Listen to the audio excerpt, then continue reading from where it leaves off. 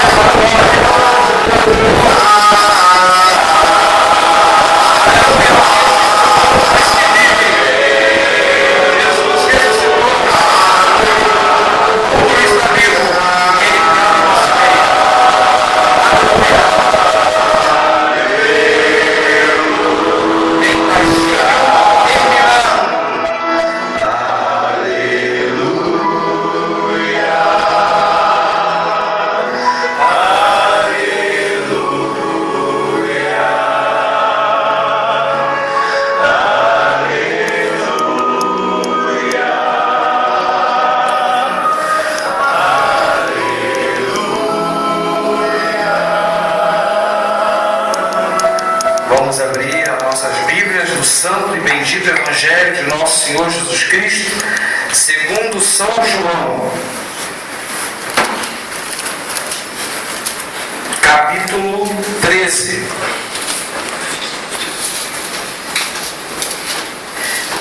Proclamação do Evangelho de Nosso Senhor Jesus Cristo, segundo São João, capítulo 13. Versos de 31 a 35. E assim diz o Santo e Bendito Evangelho. Quando ele saiu, no caso está se referindo aqui a Judas Iscariote, disse Jesus: agora foi glorificado o Filho do Homem, e Deus foi glorificado nele. Se Deus foi glorificado nele, também Deus o glorificará nele mesmo, e glorificá-lo-á imediatamente. Filhinhos, ainda por um pouco estou convosco.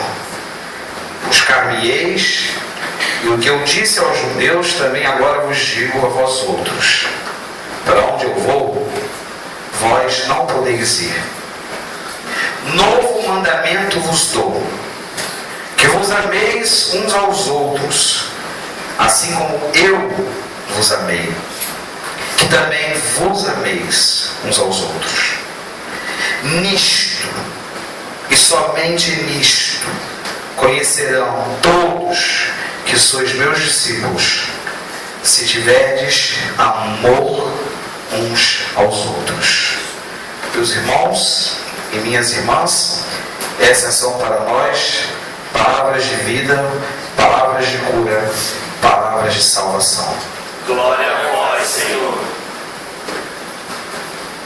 Vamos sentar. Vamos ouvir a mensageira desta noite, a nossa irmã Dandara. Antes, porém, da Dandara iniciar sua explicação das Escrituras, peço que você levante sua mão direita em direção ao altar. Peço que uma mulher, nossa diaconisa em disponibilidade, Rosa, venha cá, Rosa, venha orar pela Dandara, para que Deus use a instrumentalidade dela para falar conosco. Pega sua mão direita.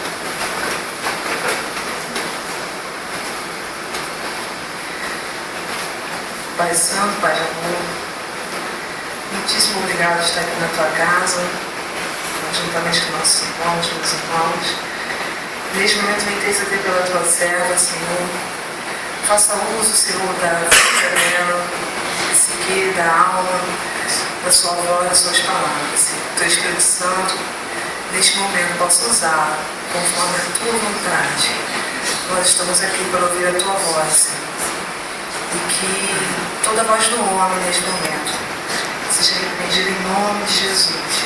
Capacita a tua filha, Senhor, toma nas tuas mãos, que ela possa sentir protegida, segura por ti.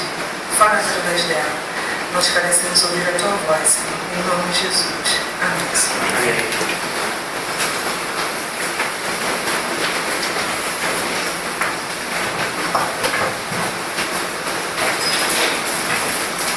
Boa noite, meus irmãos. A mensagem que acabamos de ver, em João 13, versículo 31 ao 35, essa passagem poderia ser conhecida como a nossa identidade. Por quê? Primeiramente, Jesus estava encerrando o ciclo da sua vida terrena. E Pedro, que andou com Jesus, que estava ali a todo momento com ele, junto com os outros discípulos, estavam se sentindo órfãos, perderiam o seu mestre. E nada mais considerável do que você querer seguir o seu mestre onde quer que ele vá. Assim como quando alguém perde um parente muito querido, ou um amigo, ou quando alguém vai viajar e a gente ama muito aquela pessoa, a gente quer ir para o lugar onde aquela pessoa está indo. E Pedro pediu a Jesus que ele queria segui-lo, Mas Jesus falou que não. E deixou o mandamento antes. Ameis uns aos outros. Por que Jesus disse isso para Pedro? Porque ele estava dizendo para Pedro: Pedro, continue o caminho que eu fiz aqui na terra. Você precisa ficar para amar ao outro, para ensinar o amor, para ensinar esse caminho que eu ensinei para vocês. Na ICM, eu admiro muito a nossa denominação, porque ela é uma igreja que preza pelo lado espiritual e pelo lado social. A gente não se preocupa só em louvar a Deus, em orar, mas a gente coloca as nossas mãos na dor do irmão. Nós damos as mãos, nós nos envolvemos com as causas sociais. Então nós sabemos que não é só de louvor que a gente vive, tem mundo lá fora precisando de apoio, pessoas marginalizadas, pessoas que acham que não são dignas do amor de Jesus. Muitos de nós viemos de outras denominações. Nós sabemos o quanto em outros lugares essa questão da salvação, do comportamento, de ter um comportamento digno de merecer o céu, que a salvação lá fora, as pessoas entendem que ela é alcançada assim nesse dia a dia, de você andar certinho, não comer tal coisa, não usar tal roupa, não namorar certa pessoa. Então, é uma salvação voltada totalmente para o individualismo. E o que Jesus nos mostra, E, voltando a essa questão da salvação, que é uma salvação que as pessoas pensam voltadas para alcançar o céu, esse céu de ruas de ouro, de cristal, aquele céu luxo, Um céu sem pessoas em situação de rua, ninguém na rua, passando por fome, ninguém atrapalhando o caminho, como outras pessoas veem, as pessoas que padecem necessidade. E esse ouro todo que a gente vai encontrar no céu, para que ele serve? Será que lá vai ter comércio? Compre o seu ouro? Como é que será isso? Então, nesses lugares que a gente veio, a gente vê que as pessoas se prendem muito a essa questão da aparência, totalmente uma salvação voltada para a recompensa, né? Uma salvação que foge até do próprio amor a Deus. A pessoa está na igreja ou serve a Deus para alcançar a salvação, não porque tem afinidade com Deus ou considera Deus como amigo. E as pessoas se perdem nisso, né? Nesse individualismo. E esse individualismo em direção ao céu, ele se dissemina através de frases como: irei morar com Cristo na glória, estamos marchando em direção ao céu. Quem é de igreja pentecostal conhece essas expressões. Não sei se os católicos usam esse tipo de termo, mas são coisas que você vê puramente o individualismo. O individualismo, ele não pensa no coletivo, igual quem ia no irmão Jefferson coloca no Facebook, né? Caminhando eu vou para Canaã. O irmão Jefferson coloca: caminhando nós vamos para Canaã. Se você não vai, eu te carrego. Ele sempre pensa assim. Mas lá fora não, caminhando eu vou para Canaã. Se você não vai, não peça a mim. E Jesus diz ao contrário: amai ao próximo como a ti mesmo. E continuando nessa questão, quando a gente se apega a essas coisas, a esse individualismo, a gente vê que a história de Jesus é totalmente apagada, porque o ministério dele foi totalmente voltado para o outro, para o cuidado com o outro. Em poucos momentos você vê Jesus fazendo algo para si, ou dizendo que vai para o Pai porque ele andou certo, ou ele fez o certo. Não, Jesus estava preocupado em ajudar as pessoas marginalizadas, em salvar as almas que achavam que não tinham mais salvação, porque elas já não tinham se invertido naquela sociedade. Mas Jesus estava preocupado com isso, em cuidar das pessoas, em demonstrar amor, em destruir as bases da religião que excluíam, que segregavam aquele povo. Mas quando nós voltamos para essa atitude individualista, estamos rasgando os evangelhos, estamos nos apegando em livros. Quantas pessoas que a gente conhece se apegam tanto a Levítico, a Coríntios, a 1 Romanos, se esquecem de servir em honra uns aos outros, de amar o próximo como a ti mesmo, de ter misericórdia ao invés de sacrifício. Não foi isso que Jesus disse? Misericórdia quero e não sacrifício. Jesus disse que quem está cansado, lançai sobre ele o seu jugo, porque o jugo de Jesus é leve, o fardo é suave. Jesus nunca impôs condenação a ninguém, Jesus nunca criou listas de comportamento para que a pessoa fosse um cidadão do céu.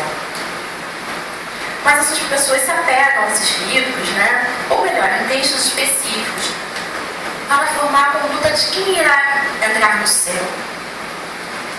Eles formam a identidade de quem vai entrar no céu. Eles se colocam no lugar de Deus. Eles colocam a aparência, seu modo de namorar, o que você deve ou não falar, os lugares que você deve ou não ir. Essa é a identidade do cidadão individualista do céu. E a terra, como é que fica? Esse cidadão do céu se preocupa tanto com o céu que o mundo terreno para ele não é nada, né? Você vê a preocupação das outras instituições religiosas, falando no protestantismo, com o meio ambiente. Você não vê nenhuma campanha muito afinco, né, sobre o meio ambiente. A gente não vê pessoas, pastores, enchendo a rua com 2 milhões de pessoas para exigir despoluição de algum rio, para que as populações ribeirinhas tenham direito à pesca, retomem a sua economia local. A gente não vê nada disso. Porque o cidadão do céu está só preocupado com o céu. Ele sabe que ele se considera muito santo, ele vai morrer, ele vai para o céu. Então, que essa terra aqui, meu próximo, importante que eu vá para o céu. E ele fala, né?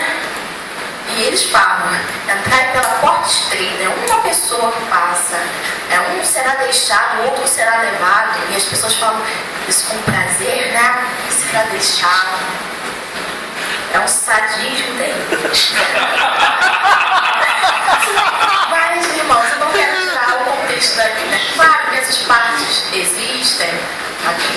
mas dentro do seu contexto. A gente não pode se apegar a essas coisas para sermos exclusivistas, para anularmos o outro, para oprimirmos. Porque nós entendemos que Cristo nos deu uma ordem, né? Nos deu uma identidade. Esse cidadão do céu é igualzinho ao cidadão que nós vemos hoje em dia. Até alguns cidadãos que nós mesmos somos. É aquele cidadão que fala: paguei meu imposto, eu sou um cidadão. Se resume a questão econômica, né? Paguei meu imposto, eu já sou um cidadão. Ser cidadão, para quem só paga imposto, né? Se orgulha muito disso, não é participar do movimento social, não é reivindicar os direitos, não é lutar por uma sociedade mais justa. Se resume a pagar imposto, é o cidadão do céu. Se resume a usar determinada roupa, a falar certas palavras, a ir à igreja todos os dias, fazer sua oração matutina, ou quando ele vai dormir. Essa é a identidade do cidadão do céu. E a identidade que Jesus nos deu? Qual será? Qual é o nosso RG? Como nós somos conhecidos? Será que eu sou discípulo de Jesus porque é o meu irmão? Será que eu sou reconhecido assim quando as pessoas olham para mim? Será que as pessoas veem Jesus quando eu falo? Ou quando alguém precisa de minha ajuda? Ou até mesmo numa discussão, será que as pessoas conseguem olhar Jesus em mim? Será que a pessoa pode dizer: aquele eu reconheço porque ele tem amor? Nisto conhecereis que sois meus discípulos, se vos amardes uns aos outros. Então, meus irmãos, Jesus, antes mesmo desse mandamento, desse novo mandamento, ele fez um ritual do lava-pés. Quem já teve a oportunidade de participar sabe como que é emocionante, né? Você demonstrar esse amor pelo seu irmão, esse gesto de carinho. E ele falou assim, a gente lê tão despretensiosamente a Bíblia que a gente nem percebe algumas coisas. Ele lavou os pés, né, dos seus discípulos e falou: não é o servo maior, não é o servo maior que seu senhor. E não é quem... então ele falou isso, que não é o servo maior que seu senhor. Ele inverteu a lógica, né? A gente costuma falar, não é o cabeça maior que quem é dominado ou quem é comandado. Mas Jesus disse isso em razão da soberba. Quantas vezes nós queremos ser melhores que os outros?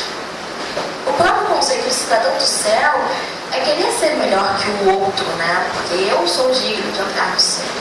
O outro não é porque faz isso ou aquilo. Mas o ministério de Jesus não está pautado na soberba, nem na vontade de superar o outro, nem superar quem te instrui.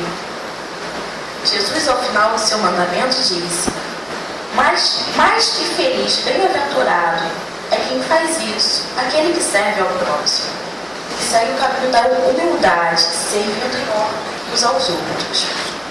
Então, meus irmãos, qual a identidade que queremos ter? Essa do cidadão do céu ou essa que Jesus nos deixou? De sermos conhecidos porque amamos uns aos outros. O nosso prêmio no futuro não é o meu, pelo menos. Talvez um dia tenha sido, porque nós somos influenciados a pensar assim: alcançar o céu, andar em ruas de ouro, de cristal. Mas qual é o nosso prêmio atualmente? O que nós desejamos? Será que o nosso prêmio está pautado em ver o nosso próximo bem, em ver o nosso próximo incluído, em ver o nosso próximo amado? Ou o nosso prêmio está no porvir, nas coisas futuras, no céu que a gente espera, no céu idealizado, né? Será que nós temos esse compromisso para a vida de servir aos outros, de lavar os pés dos nossos amigos, dos nossos irmãos, de pessoas que não conhecemos, de pessoas que precisam de nós? Quantas vezes na rua a gente vê uma pessoa gritando de fome, nós passamos ao largo? De repente, tal pessoa, você não tem para dar naquele momento, mas uma palavra, e você diz um boa noite, já é suficiente para aquela pessoa que é rejeitada o dia inteiro. E vamos pensar sobre isso, né? Qual é o nosso prêmio? Será que nós temos sido os discípulos de Jesus?